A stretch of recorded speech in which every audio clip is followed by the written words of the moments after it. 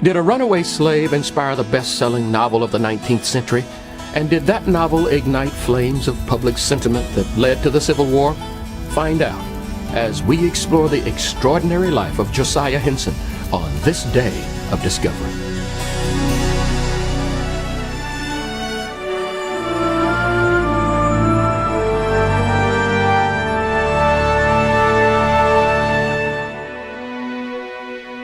In 1880, Josiah Henson could sit on the porch of this cottage near Dresden, Ontario, and survey the surrounding farmland he had purchased with his own sweat and toil.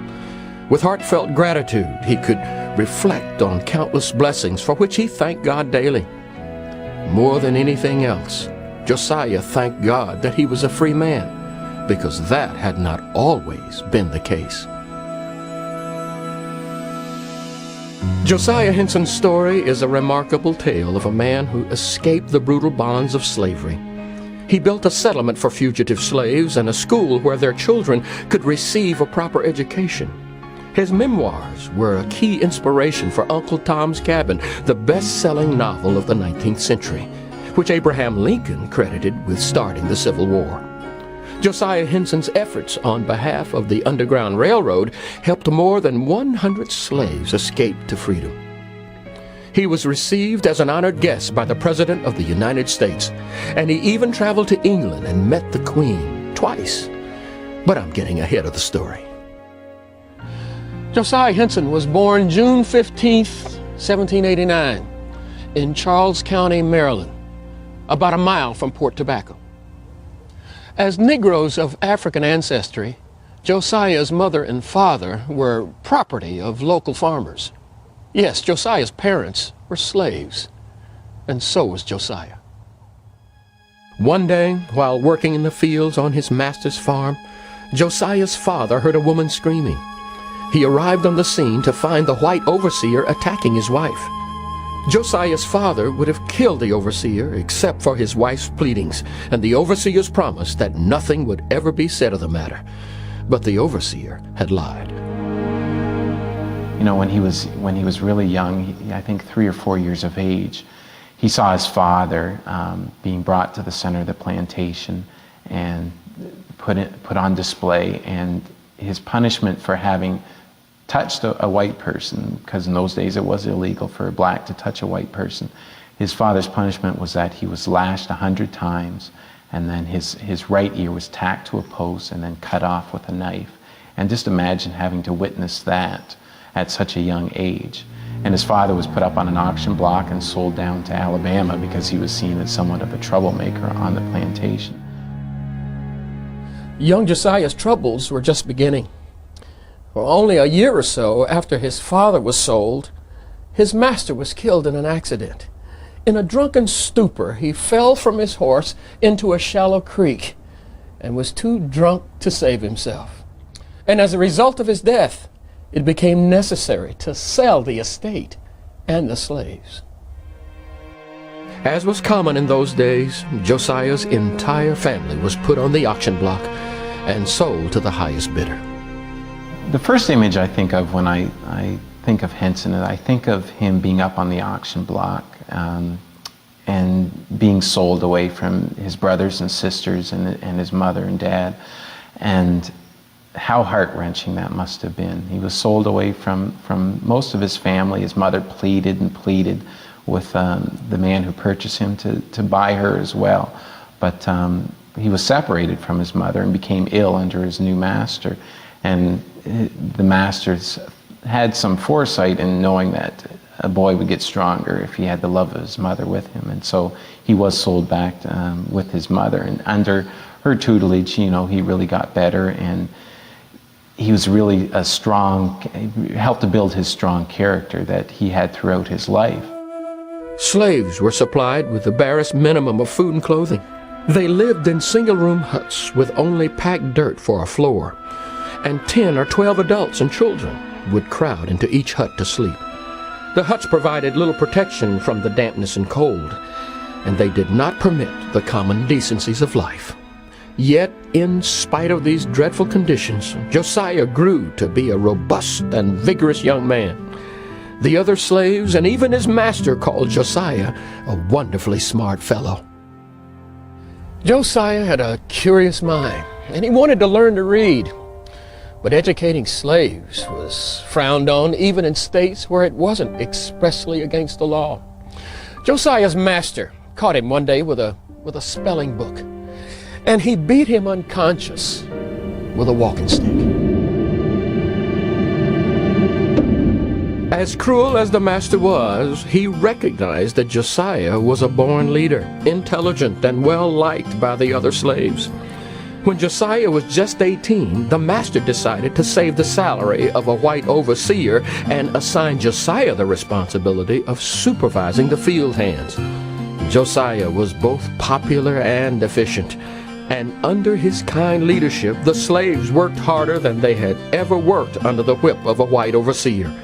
And more importantly, they produced more abundant crops. Another, even more important event would happen when Josiah was 18. Josiah's mother was a very spiritual woman.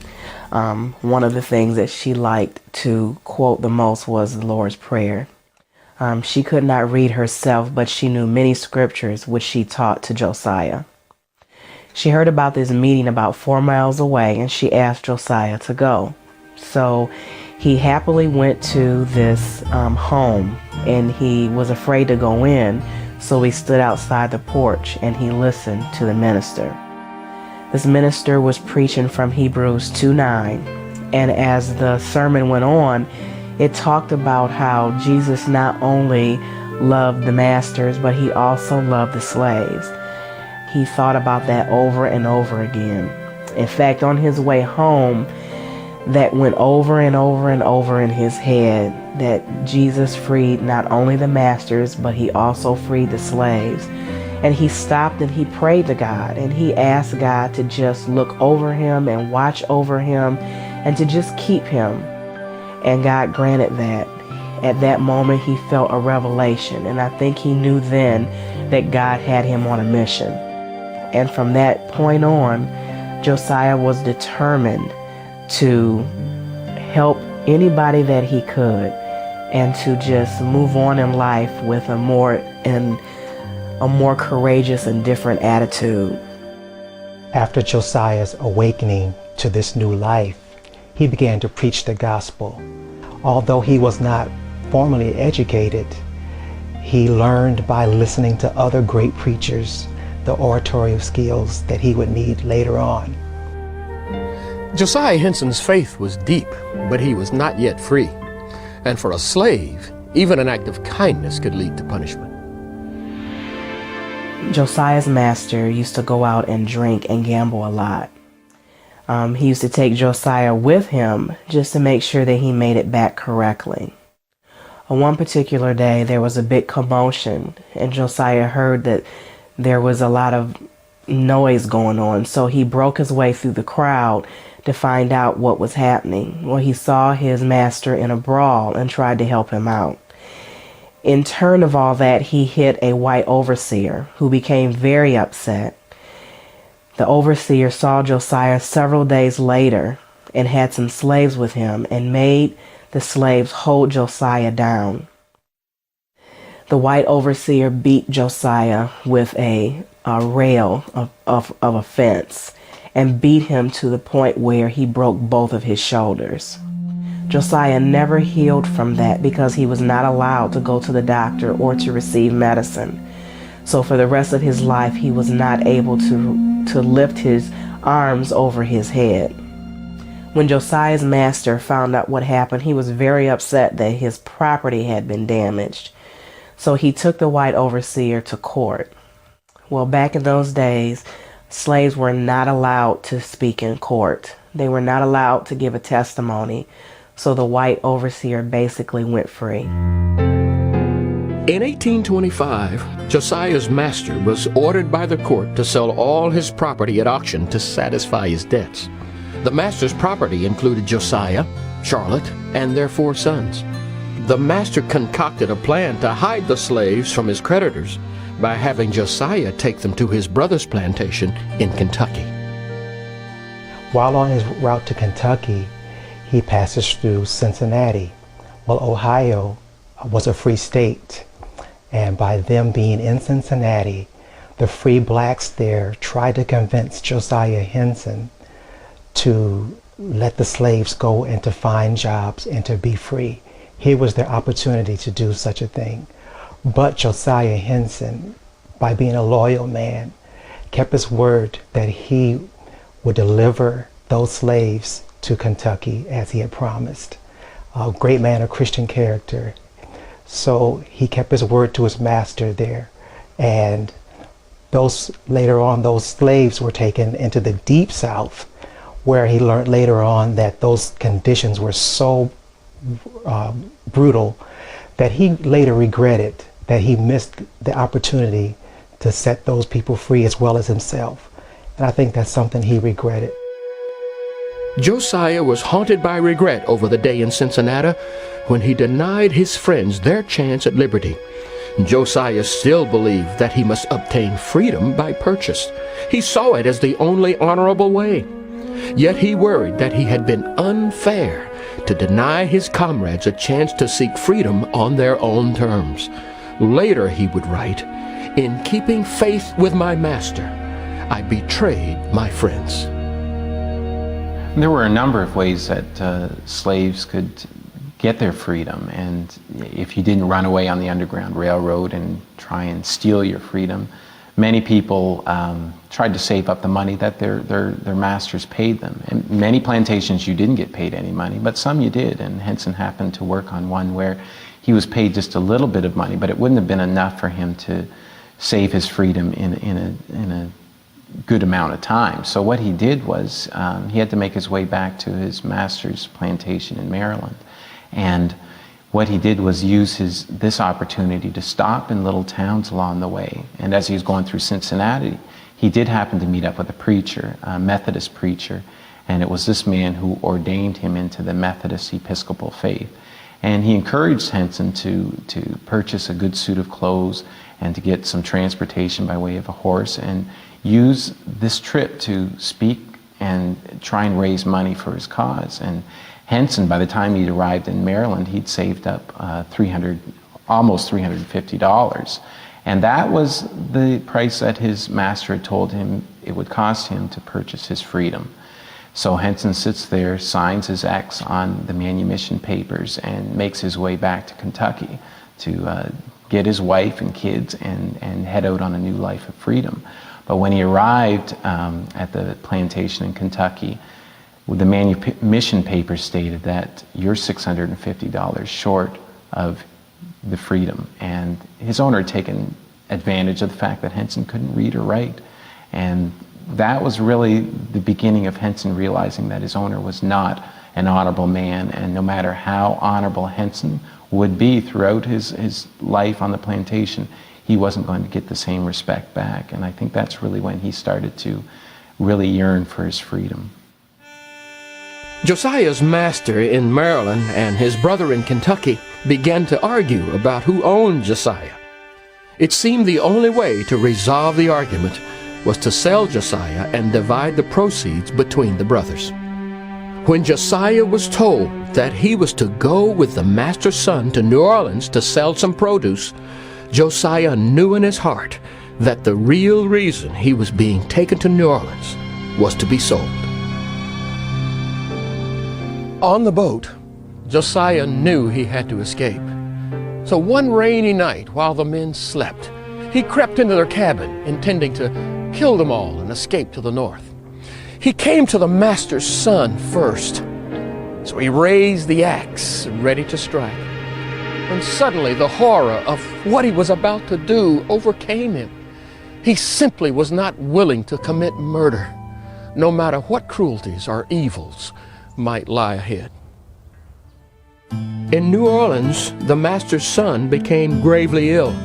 So instead of putting Josiah up for auction, he begged Josiah to take him home.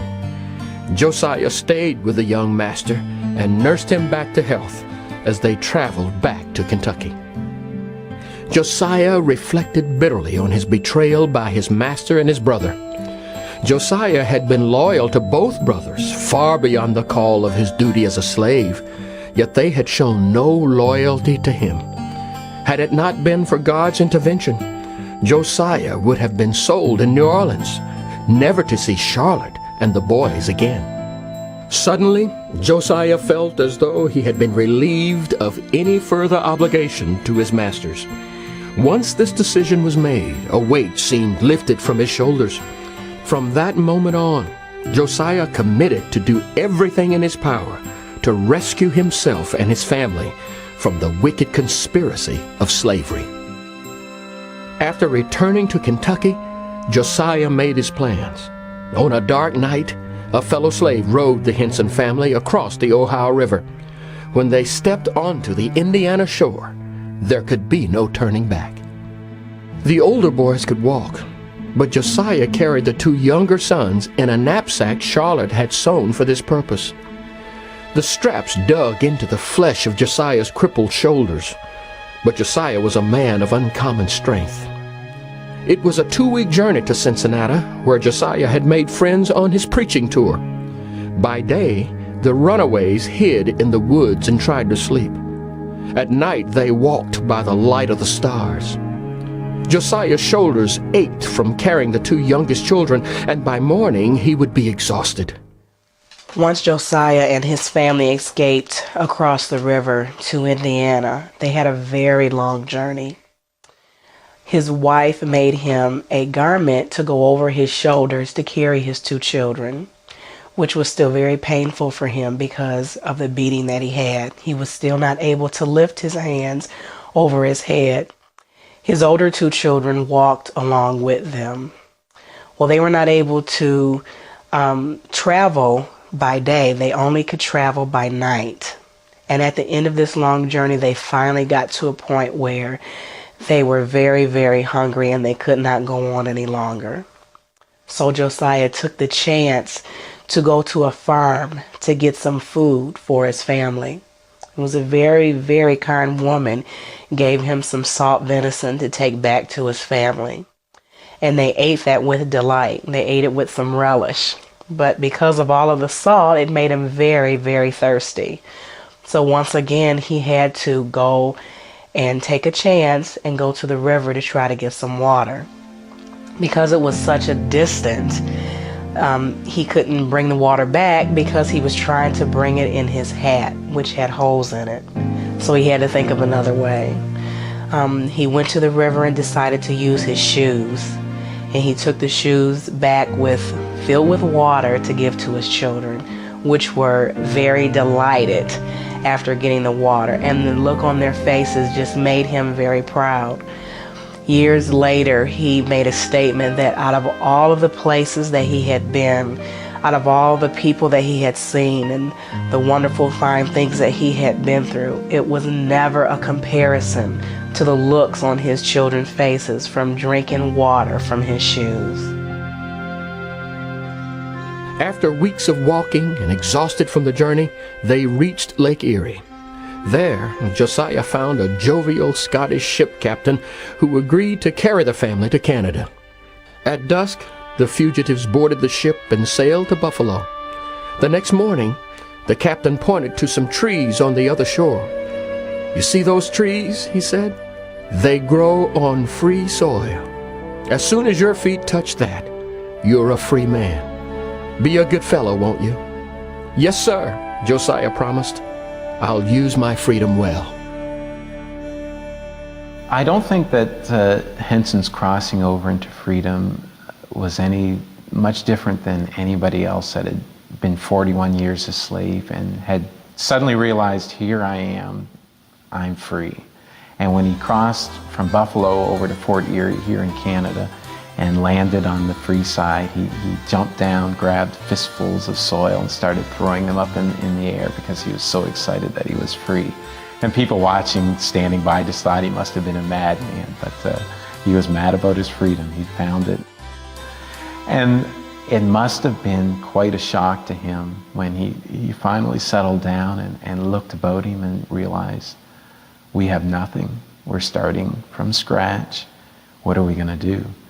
And that's when he found work with a farmer, a man by the name of Hibbard in Fort Erie, and at that time he had no shelter, so what the farmer had to do was just clean out a pigsty, and Hensson moved his family in there, and that's when they began their new life in freedom. He found work there, his kids began attending school there, began to learn to read and write, and Hensson, imagine 42 years old, not learning how to read or write. He relied on his son to help teach him by candlelight, just the basics of reading and writing.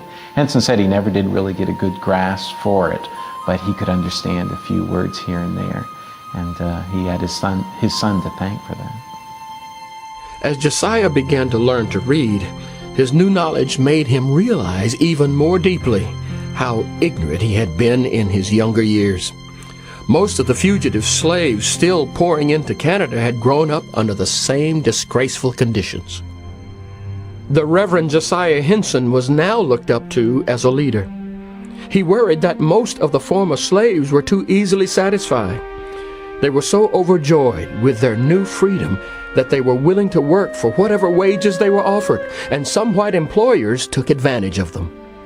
So the Reverend Henson's sermons did not deal exclusively with religion. They also included advice about such practical matters as planting and harvesting of crops. The Reverend Henson reminded his fellow former slaves, "We must remember that we are living in a new and undeveloped country. Let us benefit from the example set by white pioneers. Instead of always working for hire, let us save our money and buy land of our own." When Reverend Henson arrived in Canada, certainly he could have just purchased some land and built a house and settled down with his family, but he always knew that there were other people still suffering in the South, and he wanted to build a haven for them for when they arrived in Canada. So what he did was he made friends, abolitionist friends, and one of the men that he was lucky to befriend is Hiram Wilson, who was a graduate of Oberlin College in the United States. And Hiram Wilson was noted for starting up different settlements like Henson had in mind, places for blacks to help better themselves. And so they helped raise over $1,500 on a trip to England to raise money for the settlement here. And they also made friends with wealthy philanthropists in New York State, one by the name of James Canning Fuller. And with all that seed money, they were able to purchase 200 acres of property here in Dresden. And they started a school called the British American Institute. They named it the British American Institute because they'd received funding from England and from these abolitionists in the northern American states as well. They built a sawmill, they built a grist mill, a rope factory, a brickyard, a whole bunch of different industries so that they would be able to better themselves and really be self-sufficient. And the school really began to flourish. One of the main reasons Henson decided to settle here in Dresden was when he and some of his other partners began scouting out this territory. They were struck by how fertile the land is here, and covering all of this 200 acres of land was this dense thicket of black walnut trees. And of course they knew that furniture made out of black walnut would command a high price. So they began clearing the land, and Henson thought, how are we going to get our name out? How can we promote this settlement? And he used the Great Exhibition in London, England in 1851 as an opportunity to do just that. He crossed the ocean, his very first trip over, and took with him 4 beautifully polished black walnut boards that his students had polished here at the Institute, and set up his booth at the Crystal Palace. We know that he met the Queen Victoria, on his trip over to England, and initially he had seen her, not actually met her, but seen her at the Crystal Palace during the Great Exhibition. She walked by and noticed his boards and said to one of her aides, was he really a slave from the United States? And her aide assured her that indeed he was, and I think that really impressed her, that a man that grew up for 42 years with nothing is here in her country amongst some of the most wealthiest people around the world, some of the most successful people, and here he is with product as well. Josiah was surprised that he would impress the queen, and had no idea that his life would eventually help change the conscience of a nation. Freedom in Christ became his passion for all people, those oppressed by the sin of slavery and the slavery of sin. Josiah became a leading speaker in the anti-slavery movement, and his activities with the Underground Railroad helped free 118 slaves. In Josiah Henson's memoirs, Harriet Beecher Stowe found inspiration for her book, Uncle Tom's Cabin, the best-selling novel of the 19th century, which Abraham Lincoln credited with starting the Civil War. By the time Josiah Henson preached his last sermon at the age of 93, he had traveled widely to spread the gospel and to speak out against slavery, not only in Canada and the United States, but also in England, where he met Queen Victoria. In the first episode of our story, we followed Josiah Henson's first 50 years. Born into slavery, Josiah's earliest memory was of the brutal beating his father received for defending his wife from an attack by a white overseer. At age 18, a sermon changed Josiah's view of God, himself, and slavery. The text was Hebrews 2, verse 9, and Josiah was deeply moved to learn that Jesus died for everyone, even slaves. Freedom in Christ became his passion for all people, those oppressed by the sin of slavery and the slavery of sin. By his hard work and intelligence, Josiah became an overseer, and because he treated the other slaves with kindness, they produced twice the crops they had produced under the cruelty of white overseers. After saving his master from a dangerous tavern brawl, Josiah was savagely beaten. Both of his shoulder blades were broken, and he was crippled for life. Despite Josiah's loyalty, his master betrayed him and sent him south to be sold at auction. Josiah could not bear the thought of being separated forever from his wife and children, so he and his family risked their lives and escaped to Canada. Near Dresden, Ontario, Josiah established the Dawn Settlement and built the first manual training school for fugitive slaves. To raise funds for the new community, Josiah traveled throughout the northeastern states and to England. Soon he was a sought-after speaker in the anti-slavery movement and became active in the Underground Railroad. Henson is noted here in Canada for his work as an author, as an abolitionist, and as a conductor on the Underground Railroad. He went back and forth a number of times rescuing other blacks that were trying to make their way here to Canada. He's credited with bringing 118 people out of freedom, out of slavery, I should say. But he doesn't go into great detail in his autobiography about those accounts. And it makes you wonder if, when his autobiography was published, that was at a time when slavery was still in effect in the United States, and I doubt that they wanted to go into great detail about what routes they were using, who they were bringing out, and what plantations they were visiting. Henson going back into the United States was taking such a huge risk, because when he was doing this work on the Underground Railroad, slavery was still in practice, and if he'd been captured at any point, he could have been taken back to a plantation. But for him to risk his life going back and forth on that railroad it's amazing to me that he would take such risks for just to help others that he knew were in need. Josiah Henson had his memoirs published in 1849, and that came about as a result of him being invited to speak to the Boston Anti-Slavery Society.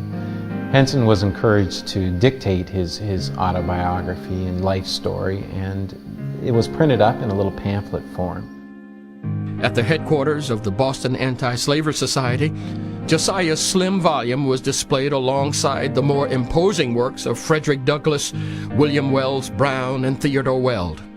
One reader who was moved by Josiah's story would soon write a book of her own, a book that would change the course of history. Her name was Harriet Beecher Stowe. We're here in the front parlor of the Harriet Beecher Stowe house in Hartford, Connecticut. This is the house that Harriet lived for the last 27 odd years of her life, her retirement home, if you will. Harriet was the sixth of 11 children. She was one of the prominent Beecher family, and the Beechers were influential in all different kinds of social reform throughout the 19th century. They're really the equivalent of the Kennedy family today. If it was educational reform, expanded social rights, expanded civil rights, even religious reform, and certainly women's rights, all of those things, there was one or another member of the Beecher family involved. Today, if somebody wants to influence society, they go into politics. But in the 19th century, even up to the 1920s or so, if somebody wanted to influence society, they went into the clergy. And Lyman Beecher, Harriet's father, was a minister. All 7 of Harriet's brothers were ministers, and Harriet even married a theologian. So she was well surrounded by people who were moving and shaking the 19th century. It wasn't just the men in the Beecher family who were expected to be involved in social reform. All of the children were expected to find out what they were supposed to do. Lyman and his wife Roxana raised their children to believe that God had given every person on earth a job, and it was everybody's duty to find out what that job was and then to implement it. Harriet came to believe that her job was to be a literary woman. In time, she came to believe that her calling was to write a novel to explain slavery to the whole world, to make the whole world see what an injustice slavery was. Uncle Tom's Cabin started as a serial in a newspaper, in an abolitionist newspaper, just like most 19th century novels were started as in serial form. It turned out to be 48 installments, and it took about a year to write the whole thing. She was researching it literally as she wrote. Once it came out in book form, it was a phenomenal and almost overnight bestseller. It sold 10,000 copies within a month.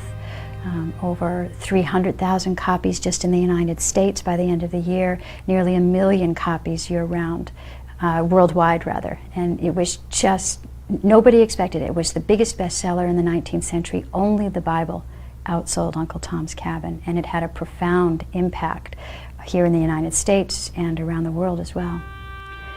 Uncle Tom's Cabin, despite being this phenomenal bestseller, was also a very divisive book. Pro-slavery forces said that Mrs. Stowe was making things up, that she'd never traveled through the South, had no idea of what slavery was really about. Far-left abolitionists said that she had not painted an awful enough picture. People who were very involved in the Congregational Church said, "Oh, you're writing about things no lady should write about." So even though lots of people were buying the book and were reading the book, there were people out there, both black and white, who didn't care for the book at the time. Although Frederick Douglass said it was the right book at the right time. Just to give you an idea of how brave Mrs. Stowe was to have written that book when she did, you can imagine how the people in the South felt about her writing this novel. One day she went down to her mailbox and there was a little envelope in the box. She took it back up to her house and opened it up. And if you can imagine, there was a black person's ear inside the envelope. A slave owner from the South had cut off a slave's ear and mailed it to her as a form of a death threat. And as I say, that didn't stop her. After the publication of Uncle Tom's Cabin as a book in 1852, a number of critics claimed that Stowe didn't know what she was talking about. And as someone who was, in her heart, probably a frustrated historian and a frustrated minister, she actually enjoyed that challenge of being asked to cite her sources. Her response was a 900-page volume called The Key to Uncle Tom's Cabin, in which she looked at every character and wrote at least a paragraph, if not 2 or 3 pages, talking about the sources that she used to create those various characters. In The Key, she went through every case that was questioned or challenged, every character, and she cited her sources. She said, "I knew this person," or "My brother sent me a letter describing this incident. This incident was published in a newspaper in Cincinnati." And so she went through line by line virtually, saying where she had received her inspiration. When she got to Tom, the title character, she mentioned a number of different inspirations for that person.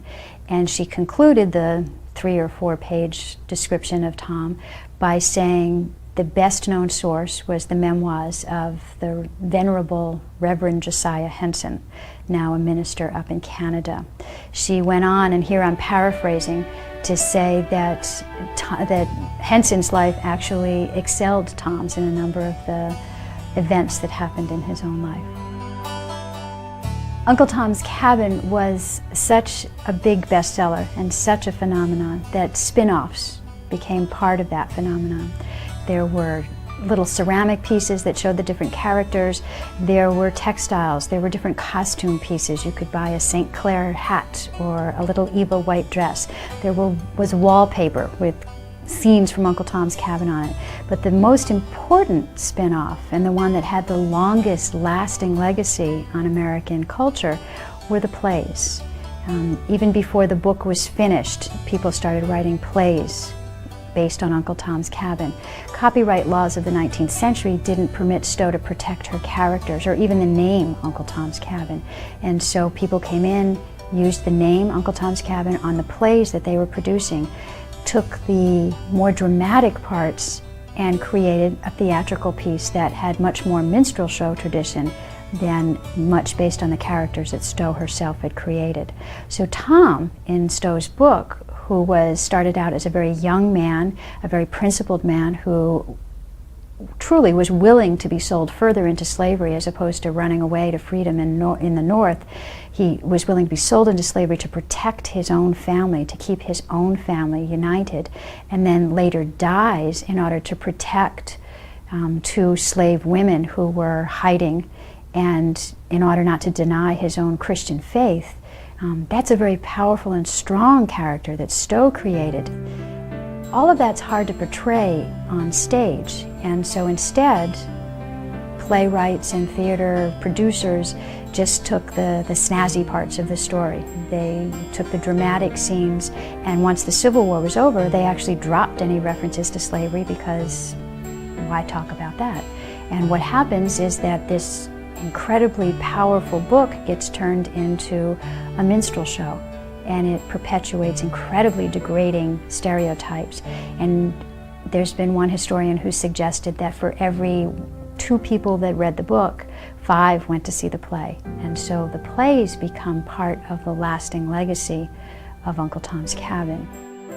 Naturally, people are going to the theaters to be entertained. They want to laugh. That's what brings them out.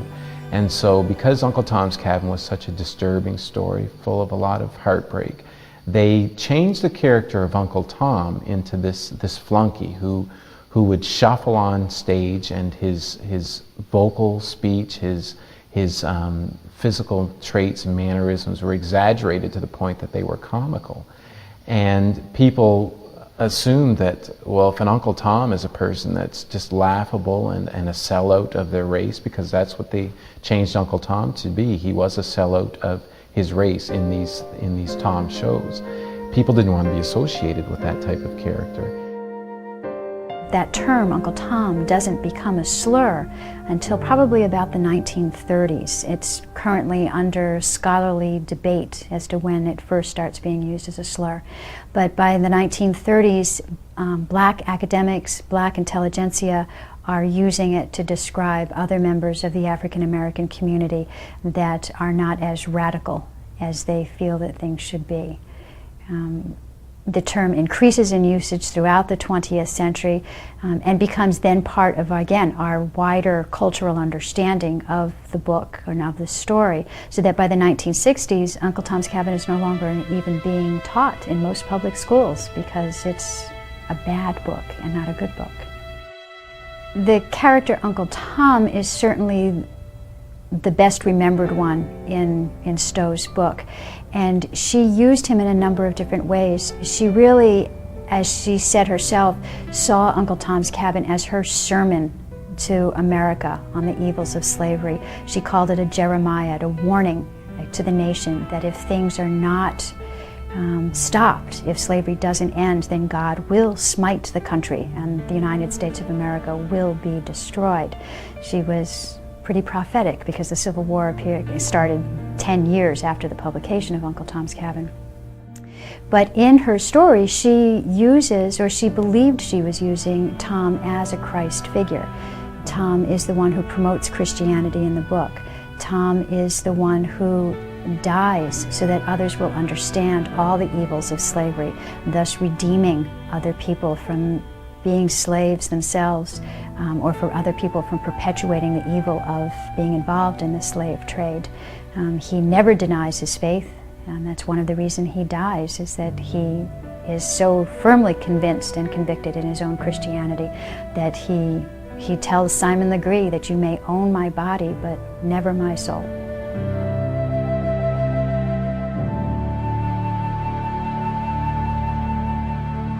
The unprecedented success of Uncle Tom's Cabin would forever link Harriet Beecher Stowe and Josiah Henson. Some of her fame rubbed off on him, and he was in even greater demand as a speaker among anti-slavery groups in New England. Josiah became more and more identified with the character of Uncle Tom, though he himself never made that claim. He did not need to. Mrs. Stowe had done that in her Key to Uncle Tom's Cabin. In 1860, Abraham Lincoln was elected President of the United States. Even before his inauguration, 7 southern states seceded from the Union and set up a government for a separate nation called the Confederate States of America. In April 1861, when Confederate troops bombarded Fort Sumter, the American Civil War began. It would last an agonizing 4 years and leave more than 600,000 dead. In 1862, as the war raged on, Harriet Beecher Stowe was invited to meet Lincoln at the White House. As she was greeted by the president, his words took her by surprise.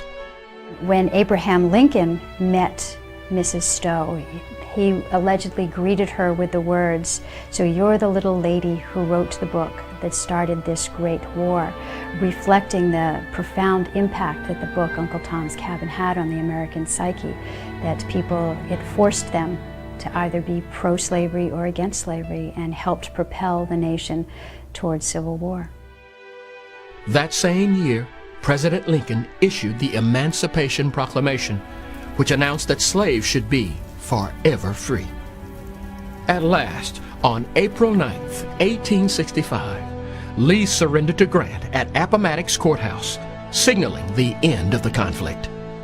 But just 5 days later, Abraham Lincoln was assassinated. For the Henson family, there was an added sorrow.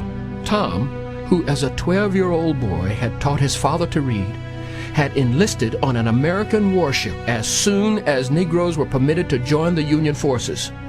Josiah's firstborn was never heard from again. Presumably, he had been lost at sea. Henson traveled over to England 3 times in his life, and on his last trip over to England, he was greeted by all the nobility. And one of the gentlemen that he met was the Archbishop of Canterbury. And he said to Henson, after having spoken with him for some time, he said, "I'm really impressed with your grasp of the language and how well spoken you are, and where did you get your education? What university did you go to?"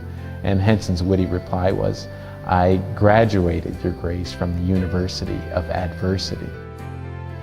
We know that he met the Queen Victoria, on his trip over to England, and years later, when she had heard of Henson's attachment to the novel Uncle Tom's Cabin, she sent out a telegram inviting him and his author, his editor, and as well his wife to come and visit her at the palace. So you can imagine how he must have felt. Here's the Queen of England wanting to meet me, you know, formerly a slave, me who had nothing. And so when he met Queen Victoria, she greeted him by saying, "Why, Mr. Henson, I expected to see somebody on crutches, but I'm pleased to see somebody as well preserved and good looking as yourself." And he said to her, "My sovereign, that is what all the ladies say." Though Queen Victoria did not always appreciate facetious remarks, she seemed pleased by Josiah's quick reply. She asked him to sign his name in her private album, and she in turn presented him with an autographed portrait of herself. During the months he spent in England and Scotland, Josiah Henson spoke no fewer than 99 times, telling overflow audiences the story of his escape from slavery. After their visit with the Queen, the Hensons went to Scotland, where they were welcomed as warmly as they had been in England. Josiah had grown accustomed to being introduced as Uncle Tom, but it bothered him when some literal-minded readers called him an imposter.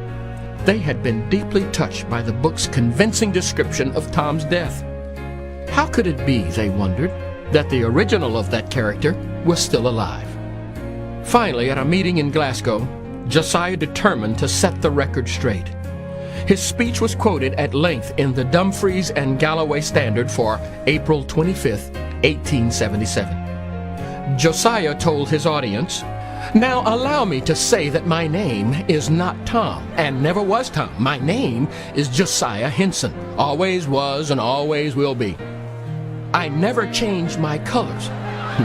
This brought laughter from the crowd. "You have read and heard some persons say that Uncle Tom is dead. A great many have come to me in this country and asked me if I was not dead. I heard you were dead and read where you were. Well, says I heard so too, but I never believed it yet." More laughter from the crowd. "I thought in all probability I would have found out as soon as anybody else." At that comment, the crowd broke into applause. They have forgotten that Mrs. Stowe's Uncle Tom's Cabin is a novel, and it must have seemed a glorious finish to that novel that she should kill her hero. You remember that when this novel of Mrs. Stowe's came out, it shook Americans almost out of their shoes and out of their shirts. The crowd laughs again. They came to the conclusion that the whole thing was a falsehood, and so she brought out her key to Uncle Tom's Cabin. She told them where they would find a man named Josiah Henson. She said I was a venerable fellow, in which she was not much mistaken, for I am an old man preaching in Canada. Finally, Josiah reminded his listeners that he was not responsible for anything that Mrs. Stowe had written in her novel, but only for what she had written about him in her key. Though proud to be called Uncle Tom, he also was proud of his own identity. The following year, 1878, the Hensons traveled to Washington, D.C. Frederick Douglass, who, like Josiah Henson, had been born into slavery, had been appointed United States Marshal for the District of Columbia, and he had written to the President on behalf of the Hensons. A year after they had met Queen Victoria, they were received by President Rutherford B. Hayes, whom Josiah referred to as His Excellency.